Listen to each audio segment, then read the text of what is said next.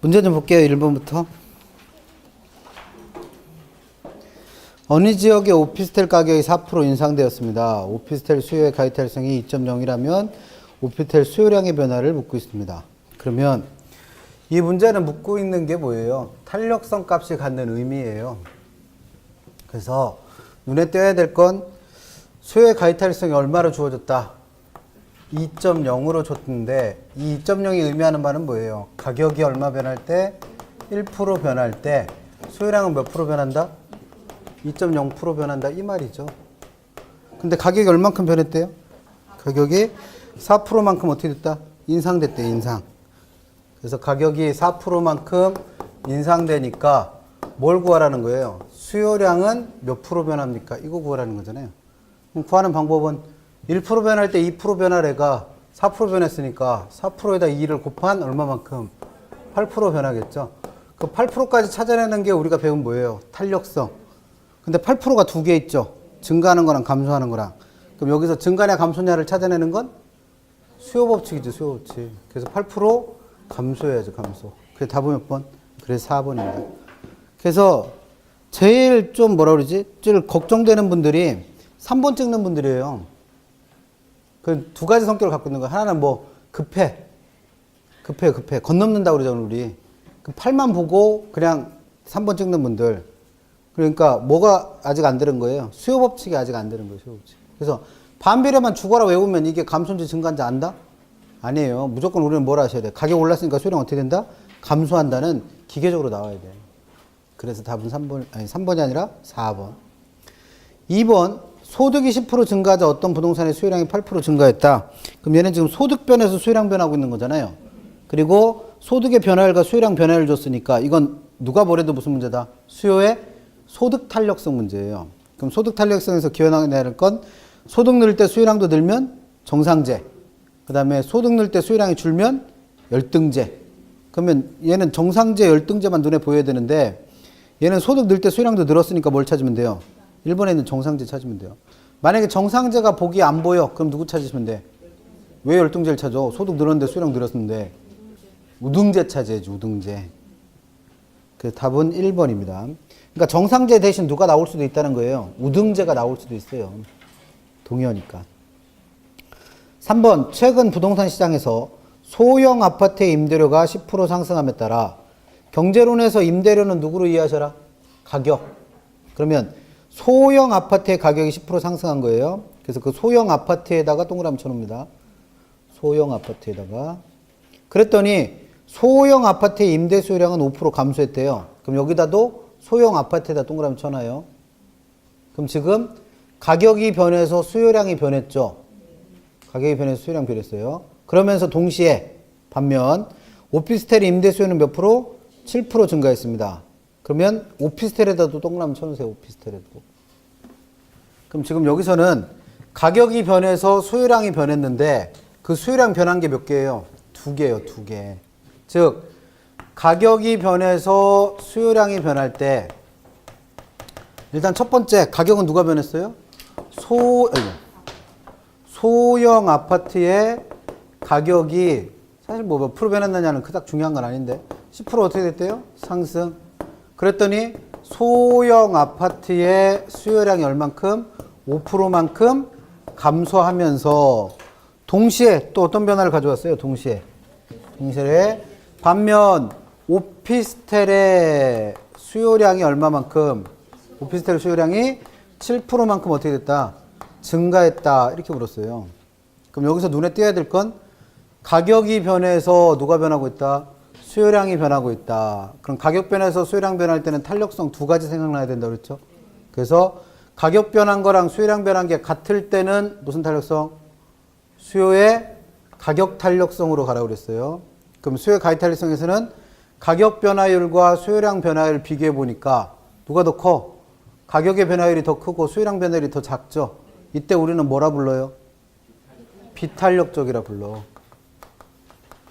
그래서 기억번은 지금 누구를 묻고 있고 소형 아파트 수요의 가격 탄력성 묻고 있고 그 가격 탄력성은 값을 구할 필요는 없죠. 구하라고 한 게 아니니까. 그럼 뭐만 할 수 있으면 돼?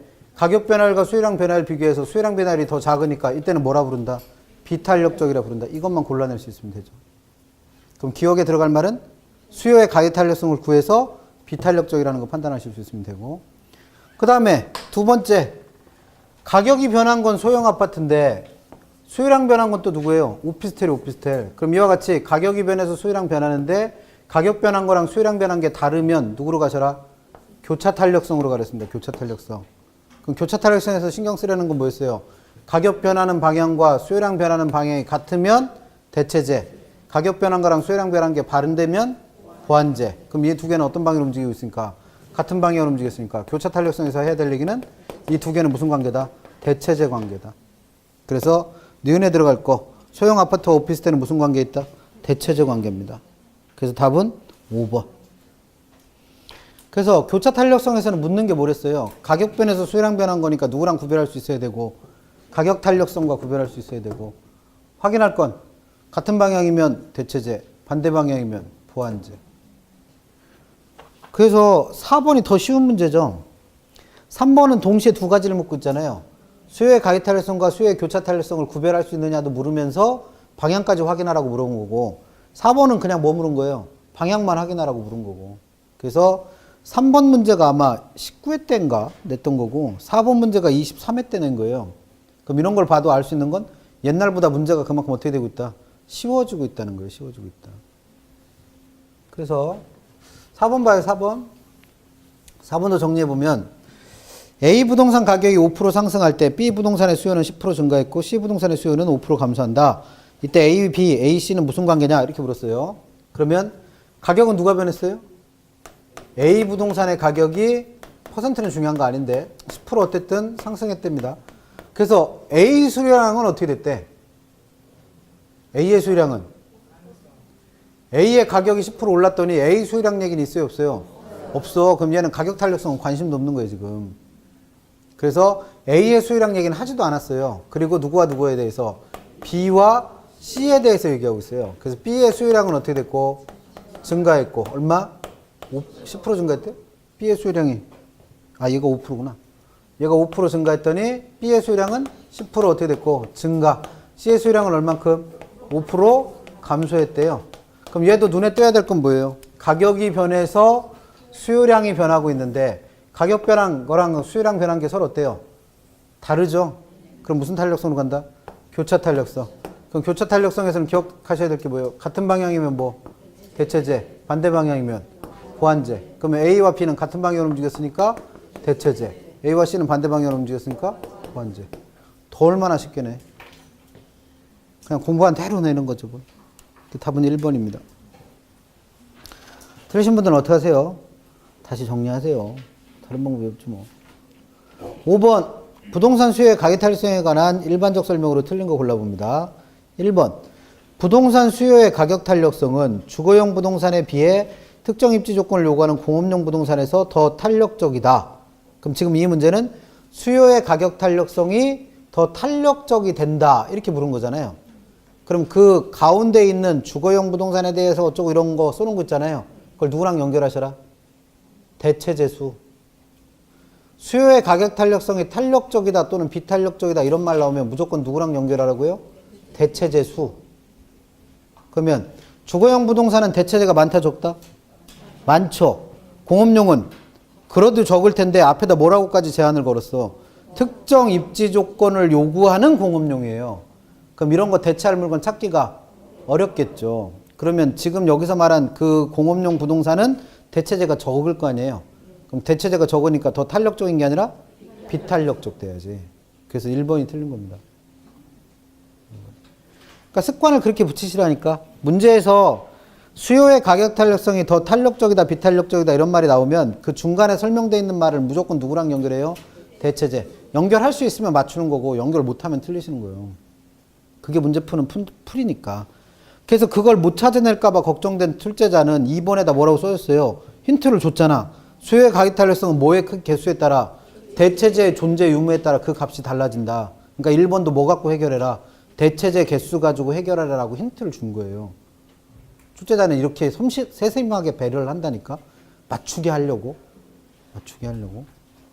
그래서 3번도 봐요. 부동산의 용도 전환이 용이하면 할수록 부동산 수요의 가입 탄력성이 커진다. 그럼 탄력성이 커진다, 작아진다를 물었으니까 거기 나와 있는 용도 전환이 용이하면 할수록을 또 누구랑 연결하셔라? 대체제 수랑 연결해요. 그럼 용도 전환이 용이하면 대체제를 찾기가 쉽죠. 그러니까 그만큼 탄력성 값도 커져서 탄력적이 되겠죠. 4번. 부동산 수요의 가입 탄력성은 단기에서 장기로 갈수록 탄력적으로 변한다. 그럼 이것도 수요의 가입 탄력성이 탄력적이 되고 있다는 얘기죠. 그럼 거기 나와 있는 단기, 장기 이거를 누구로 연결하시면 돼? 대체제 수. 그럼 단기일 때보다 장기로 갈수록 신축돼서 들어오는 대체제도 많아질 거 아니에요. 장기는 신축이 가능한 기간이라고 했으니까. 그럼 신축이 가능한 장기에는 당연히 대체제 수도 많아질 테니까 그만큼 어떻게 된다? 탄력적이 됩니다. 5번. 부동산 수요의 가입 탄력성은 부동산을 지역별, 용도별로 세분할 경우. 그래서 1번에서 용도별로 세분해 봤잖아요. 어떻게? 주거용하고 공업용으로. 그때는 탄력성 값이 똑같아? 안 똑같고 달라지잖아요. 그래서 답은 몇 번? 1번. 6번. 다음 그림은 서로 다른 두 유형의 부동산 A와 B, 수요 곡선과 공곡선을 나타내고 있습니다. 공곡선은 동일한 것으로 가정했을 때 그림에 대한 설명 중 옳은 것은 모두 몇 개냐? 우리는 이런 문제를 박스형 문제라 부른다고 그랬고 그 중에서도 얘는 개수 찾는 거죠. 그럼 실제 시험에서 만나면 어떻게 하신다? 제일 마지막에 풀으라 했어요. 개수를 찾는 거니까. 어쨌든 문제를 풀어보면 그림에 대한 설명을 하고 있으니까 일단 그림을 봐야겠죠. 그래서 그 위치가 조금 어긋났는데 수요 곡선이 두 개가 있죠. DA와 DB. 그럼 그 중에서 더 가파른 애가 누구예요? DA잖아요. DA. 그럼 A는 어떤 애? 가파르니까 비탄력적인 애. 그럼 DB는 좀 더 완만하죠? 탄력적인 애. 자, 그것만 정리하는 거예요. 누가 더 탄력적이라고요? DB가 더 완만하니까 탄력적. DA가 조금 더 가파르니까 비탄력적. 이것만 머릿속에 넣으시면 된다고. 그럼 보기 봐요. 기억번. 일반적으로 B가 어떤 애를 했어요? 탄력적인 애라며. 그럼 탄력적인 애는 뭐도 많다? 대체의 수도 많죠. 뭐. 그럼 기억은 맞았네. 그러니까 수의 가입 탄력성은 탄력적이다 비탄력적이다를 무조건 뭐 갖고 결정한다? 대체제 수. 근데 그걸 못 찾아내면 문제 못 푸는 거죠. 뭐. 그럼 니은 소득이 증가함에 따라 A와 B의 수요 곡선이 우측으로 이동했다. 그럼 수요 곡선이 우측으로 갔다는 얘기는 수요가 증가했다 감소했다? 증가한 거죠. 그럼 소득 늘 때 수요량 늘었다는 얘기잖아요. 이걸 우리는 무슨 재화라 불러? 2번에서 풀어봤잖아. 소득 늘 때 수요량도 늘면 정상재. 그럼 A와 B는 둘 다 뭐다? 정상재. 그럼 니은도 빠졌죠? 디귿 가격이 상승하면 A의 수요량은 감소하지만 B의 수요량은 증가한다. 이건 뭐 갖고 찾아야 돼요? 수요곡선의 모양. 수요곡선의 모양이 기울기가 좀 다르긴 하지만 둘 다 공통점은 뭐예요? 우하향해. 우하향하잖아요. 지금 수요곡선 모양이.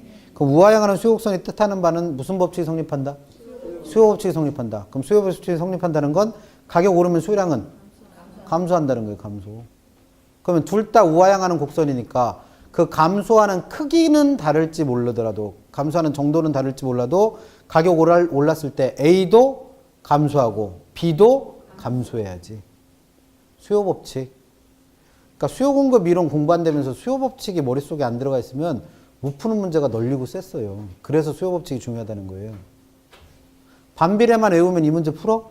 못 풀어요. 우하향한다는 거에 뜻을 아셔야 돼. 뜻. 그래서 디귿은 틀렸습니다.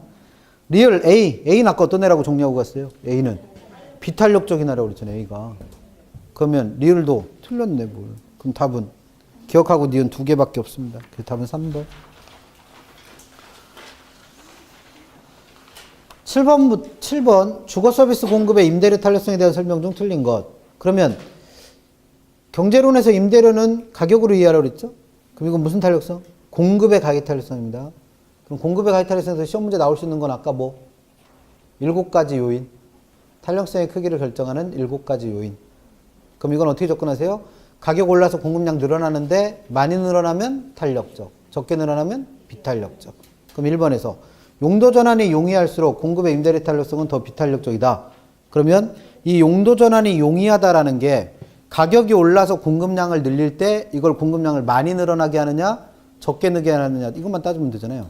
그럼 예를 들어서 내가 주거 서비스니까 주택을 짓는 거예요. 주택. 그럼 주택을 공급할 때는 새로 지어서 공급할 수도 있지만 다른 용도를 주택으로 전환해서 공급해도 되겠죠. 예를 들어서 상업시설인데 칸막이 쳐갖고 뭐 주거용처럼 비슷하게 만들어서 공급할 수도 있잖아요. 그럼 용도 전환이 용이하다는 얘기는 그만큼 공급하기가 쉽다 어렵다? 쉽다는 얘기요. 그럼 공급은 많이 늘어날 테니까 탄력적이 되어야죠. 그래서 1번은 틀렸습니다. 2번 생산에 소요되는 기간. 그럼 얘는 기간 중에서 생산기간을 말하는 거잖아요. 그럼 생산기간이 길다는 얘기는 하나 만드는데 1년씩 걸린다는 얘기예요. 그럼 공급량 많이 늘어요? 적게 늘어요? 적게 늘어. 그래서 어떻게 된다? 비탄력적. 3번 장단기는 어디다 붙이는 말? 생산에 주어진 기간, 그래서 신축 여부. 그럼 신축이 불가능한 단기는 신축도 가능한 장기에 비해서 훨씬 어떻다? 비탄력적이랬죠. 신축이 안 되니까 공급은 조금만 늘을 테니까.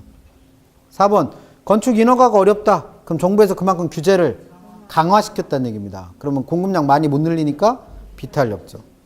5번 생산량을 늘릴 때 생산요소 가격이 상승한다. 그럼 공급량 늘어날수록 뭐도 늘어요? 비용도 늘어요. 여기서 말하는 생산요소가 만드는 재료니까 재료 가격이 올라가면 비용도 늘죠. 그럼 공급량 늘 때 비용도 늘면 비용이 부담스러우니까 공급량은 적게 늘어. 줄진 않는다니까. 적게 는다고요. 적게. 그 준다라고 생각하는 순간 탄력성은 물 건너 가는 거예요. 가격은 항상 올라서 공급량 어떻게 돼? 늘어. 근데 그게 많이 느느냐 적게 느느냐의 문제예요. 누가 줄어? 줄기는 안 줄어요. 느는데 적게 늘 뿐이에요. 적게. 그러니까 어떻다? 비탄력적. 그래서 틀린 건 누구만? 1번. 8번 부동산 시장의 경기 변동에 관한 설명으로 틀린 것. 8번 문제가 뭐예요? 이거지 이거. 경기가 좋을 때와 나쁠 때 구별. 그럼 틀린 거 찾아봐요. 1번 부동산 경기 변동이란 부동산 시장의 일반 경기 변동처럼 상승과 하락 국면이 반복되는 현상을 말한다. 개념이니까 그대로 맞았죠. 2번 상향시장 경기가 좋을 때 나쁠 때? 좋을 때. 그러면 가격도 올라간다고 그랬죠. 그럼 가격 올라가는 상황에서 직전 국면의 거래 세력 가격은 현재 시점에서 가격 거래를 할 때 하한가 역할을 한다고 그랬잖아요. 하한가. 그럼 2번이 틀렸죠. 근데 2번이 틀린 걸 못 찾아냈어요. 그럼 3번 한번 읽어봐요. 회복도 경기가 좋을 때 나쁠 때? 좋을 때잖아요. 그럼 2번, 3번이 똑같아야죠. 근데 2번은 상한이고 3번은 하한이니까 둘 중에 뭔가가 답이겠네. 근데 이걸 또 못 구별해. 그럼 몇 번 읽어보시면 돼? 4번, 5번 읽어보면 되죠. 그럼 4번, 5번은 후퇴, 하향이니까 경기가 안 좋을 때예요. 그러면 2, 3번에 있는 경기가 좋을 때는 4, 5번과는 달라야 될 거 아니에요. 그럼 무조건 답은 몇 번이요? 2번. 내용 몰라도 풀 수 있게 내주는 문제입니다. 내용 몰라도. 5개 관계 따져봐도 충분히 풀 수 있는 문제니까 맞추셨겠고. 9번. 부동산 경기 변동과 관련된 설명으로 틀린 것. 이건 아까 처음에 설명드렸던 종류. 여기 있던 거네. 종류. 그럼 1번. 부동산 경기는 도시별로 다르게 변동할 수 있고 같은 도시라도 도시 안의 지역에 따라 다른 변동 양상을 보인다. 이건 경기 변동의 특징 중에 지역적이고 개별적인 현상이다를 설명한 말이죠. 그럼 1번은 맞았고. 2번 총부채 상환 비율 DTI 규제 완화 후 주택거래의 증가. 그럼 주택거래가 늘어났다는 얘기는 그만큼 경기가 좋아지고 있다는 얘기죠. 좋아졌다는 얘기예요. 근데 그 이유가 뭐 때문이에요? DTI 규제 완화라는 정부 정책 때문이죠. 그럼 이런 예상하지 못했던 정부 정책으로 인해서 경기 변동이 나타난다면 이걸 두고 뭘 한다? 불규칙적 변동 또는 무작위적 변동이라 부른댔죠. 그럼 2번은 맞았고. 3번 부동산 경기는 그 특징 중에 각 주기별 순환 국면 기간. 그러면 각 주기가 뭐 상향, 후퇴, 하향, 회복인데 그 주기가 일정하고 똑같았다? 아니었어요. 그래서 일정하지 않은 특징을 보이는 거고. 4번 봄, 가을에 반복적인 주택거래 건수의 증가는 계절 따라 나타나는 거잖아요. 그래서 이걸 뭐라 부른다? 추세적 변동, 장기적 변동을 말하는 게 아니라 계절적 변동이라고 그래야죠. 그래서 4번이 틀린 거고. 5번 건축 착공량이나 거래량 같은 거를 보고 우리는 경기가 좋은지 나쁜지를 측정하죠. 그래서 얘네들이 측정 지표가 되고 있고. 틀린 거 찾으셨으니까 답은 4번 찾으시면 되죠. 그럼 얘는 9번 문제는 뭐예요? 아까 얘기했던 계절적, 장기적, 무작위적 변동 개념 구별하시는가? 10번 부동산 경기 변동에 관한 설명으로 틀린 것 찾습니다. 1번 부동산 경기 변동에는 종류가 순환 변동도 있었고 비순환적 변동이 들어가는 추세적, 계절적, 무작위적 변동도 있었죠. 그럼 4가지 종류 다 설명해 놨으니까 맞았고. 2번 부동산 경기 변동이란 부동산 시장의 일반 경기 변동처럼 상승과 하강 국면이 반복되는 현상을 말한다. 어디서 읽어본 것 같지 않아요? 이 질문 어디서 보신 것 같지 않냐고. 8번의 1번 지문하고 10번의 2번 지문이 글자 하나도 안 다르고 똑같아요. 그래서 10번은 19회 때 나왔던 문제고 8번은 22회 때 나왔던 문제예요. 기출문제를 풀어야 되는 이유는 똑같은 문제는 나온다 안 나온다? 안 나와요. 우리는 항상 매년 시험을 다시 내기 때문에 똑같은 문제는 없어요. 근데 뭐는 있을 수 있다? 똑같은 지문은 있어요. 왜냐면 지문 5개를 만들어내야 되는 출제자 입장에서 그걸 창의적으로 다 새로운 문장으로 만들어낼 능력이 안 돼. 그러니까 어떻게 하는 거예요? 점점 옛날에 있던 문제를 그대로 갖다 쓰는 거예요. 그래서 최근에 뭐 25회나 26회 때 출제하러 들어가신 분이 옛날 분들보다는 좀 실력이 떨어진다라고 판단하는 게 뭐냐면 옛날에 나왔던 문제들은 다 새로운 지문이 많았어요. 근데 작년 시험하고 재작년 시험은 유난히 옛날에 나왔던 지문을 그대로 베껴놓은 문제가 되게 많았어요. 그러면 새로운 문장을 못 만들어내니까 기존에 있던 거 갖다 썼단 얘기죠. 그래서 문제가 쉽다는 거예요. 작년 거하고 재작년 게. 기출문제가. 왜냐면 어디서 많이 봤던 지문이 계속 문제에 나오니까 푸는 사람 입장에서는 그만큼 풀기가 쉽죠. 그래서 기출문제를 많이 풀으시라는 거예요. 그래서 2번은 그래서 똑같은 지문이니까 맞는 표현이고 3번 부동산 경기는 일반 경기와는 다르게 일정한 주기와 동일한 진폭으로 규칙적 안정적으로 반복되며 순환한다. 일반 경기와 다른 건 맞는데 주기는 훨씬 어떻다고 그랬어요? 길다라고 그랬죠. 길다. 약 2배 길다고 그랬고 진폭도 훨씬 더 어떻다? 크다라고 그랬습니다. 그럼 일단 그 말 틀렸고 그 다음에 규칙적이고 안정적이고 반복한다? 불규칙적이고 일정하지도 않고 명백하게 뚜렷하게 구별되지도 않는다 그랬죠. 그럼 3번은 맞는 지문 하나도 없습니다. 다 틀린 표현. 4번 부동산 경기 국면도 일반 경기국면처럼 4가지 국면을 갖고 있죠. 그럼 그 4가지 국면에 뭐는 외우고 계셔야 돼? 순서. 그래서 10번에 4번은 맞는 지문이어서 다행인데 이걸 만약에 부동산 경기 국면도 일반 경기 국면처럼 회복, 후퇴, 호황, 불황 등과 같은 4가지 국면으로 순차적으로 순환한다. 이렇게 물었을 때 골라낼 수 있겠냐 이거예요. 순서 기억해 두시면 되고 5번 건축 허가 면적이나 미분양 물량. 그럼 이 미분양이 뭐예요? 얘기했던 공실률이잖아요. 공실. 그럼 이런 공실률 같은 것도 경기를 측정하는 지표로 사용될 수 있죠. 그래서 답은 3번만 틀렸습니다.